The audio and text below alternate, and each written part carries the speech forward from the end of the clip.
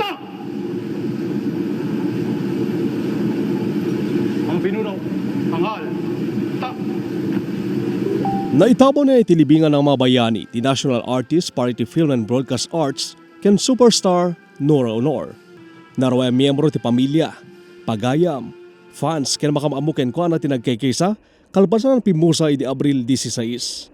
Indeklara pa iti Malacanang nga National Day of Mourning itangal daw, Abril 22, gapo iti pupusay na.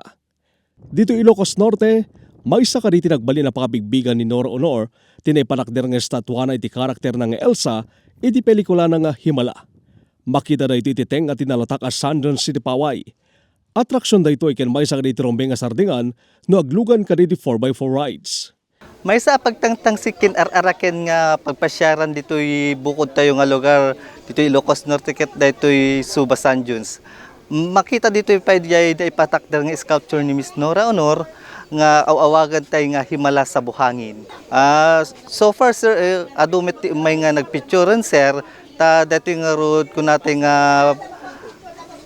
sikat nga sculpture ni Miss Nora Honor. So pa may isang arakenda sir.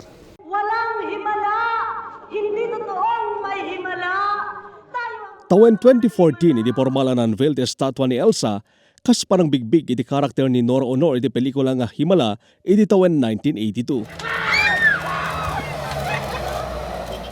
Ti shooting tinaso a pelikula ket naisuat mismo iti Paway San Juans. Tribute da ito iti gobernador ti Ilocos Norte ni Senator Amy Marcos nga iso ti head ti experimental cinema iti Pilipinas ken producer tinaso a pelikula. Ti estatwa ket naaramid manipod iti fiberglass nga obra ti sculptor ni Jerry Leonardo. Archie Lorenzo, Balitang, Solid North.